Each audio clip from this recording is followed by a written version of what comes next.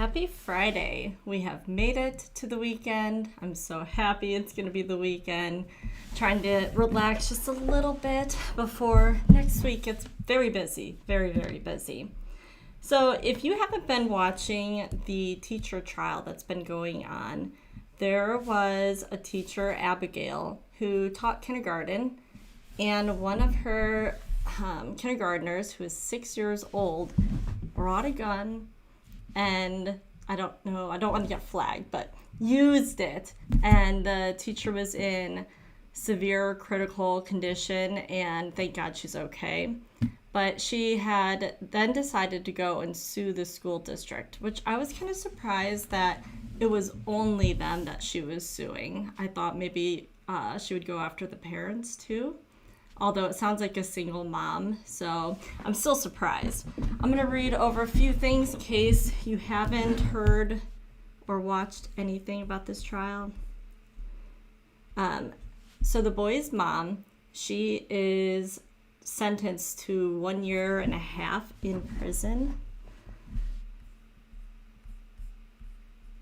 Like I said, the dad seems to be out of the picture a little bit, so I'm going to watch that, but I don't think that he has any ties to them at all, which is kind of sad. But so anyway, so she was starting to sue the district, and this is the principal, and she claimed that she kept ignoring the teachers complaining, saying something's wrong. They were one of the type of schools that when you go into the building, you go through a metal detector right away, which is always a bad sign that you're probably not in the best of areas. But you would think it'd be okay because kindergartners, right? Like, I can't even imagine a 6-year-old doing that, let alone, bringing it to school and then using it on her. It's horrible. And I kind of think that the mom should be in prison longer. She's not. It is what it is. But we're going to go ahead and watch the verdict. This came out yesterday, and I haven't watched any of it, so we can see together if you haven't. Let me know if you need the volume up or down. This is multi-layered. It is.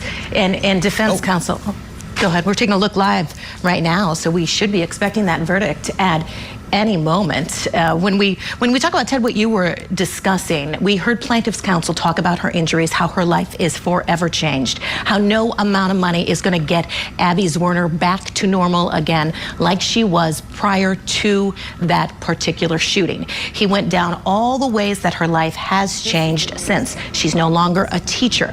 Now she has gone to right now. It take longer, actually indicates. Bring the jury in. And I'm admonishing everyone in the courtroom that I will not tolerate nor have any outbursts. This is a very important case to both sides, and the dignity of this courtroom has been upheld throughout this trial, and I appreciate that from both sides and the parties and everyone who has been here for the past 2 weeks, and I expect that to continue. If there are any outbursts, you will be immediately taken outside the courtroom and left to not listen anymore. So please, no outbursts. My clerk will take the verdict. She will then read it, and then we will have and hear any motions at that time. You may bring in the jury.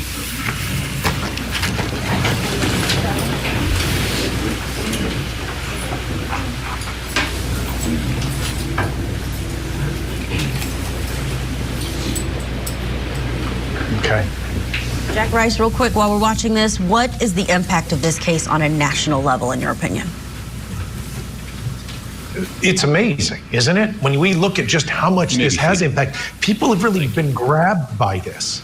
They really have. They're watching what this means. Hold on, I think listen in. what we find. All right, will the foreperson please identify him or herself by number?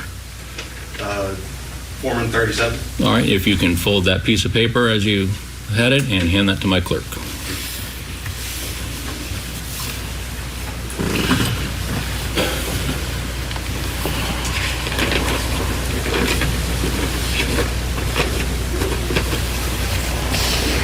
Madam Clerk, will you please read the verdict?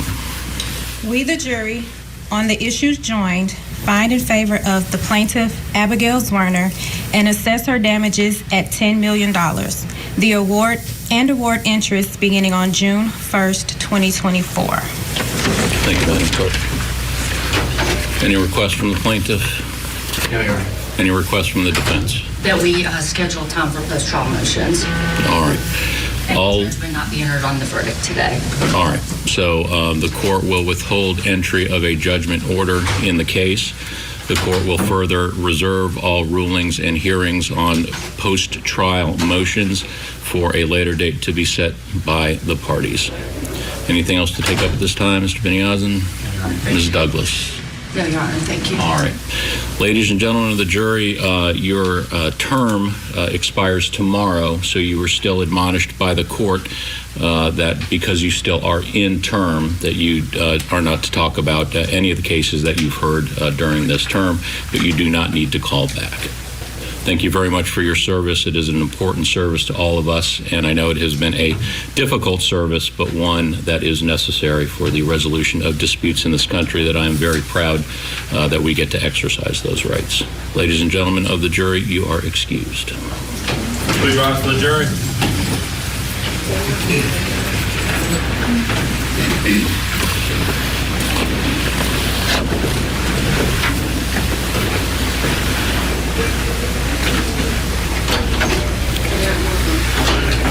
You may be seated.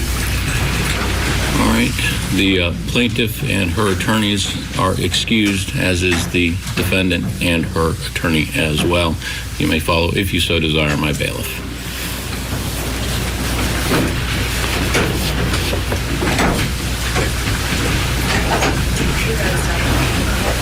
Thank you, Judge. Court stands in recess. Do you think that was a fair call?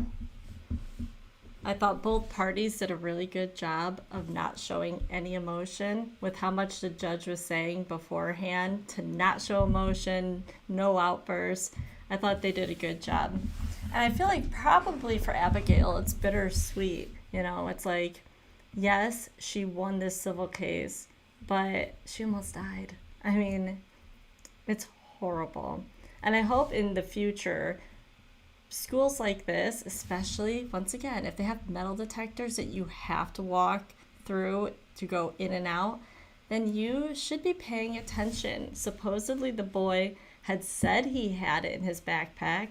He told other kids he had it, and the teacher asked permission to search his backpack because it sounded like he really did have something there. And that is when the principal said, "No, you may not. I don't give you permission." So she was trying to do her due diligence before anyone got hurt, and then it was her that ended up being severely hurt. Horrible, horrible. All right, I'm gonna hop off of here. We have a couple more sentencings that we're gonna watch a little bit later today, and keep an eye out.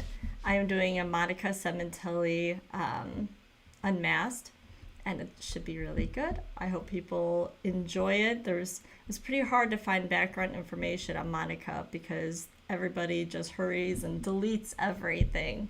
But I did find some good things we don't know about her or didn't know about her. So yeah, we probably will get it out this weekend, but just stay tuned and keep looking around and I'll figure out what day I'm gonna put it on. All right.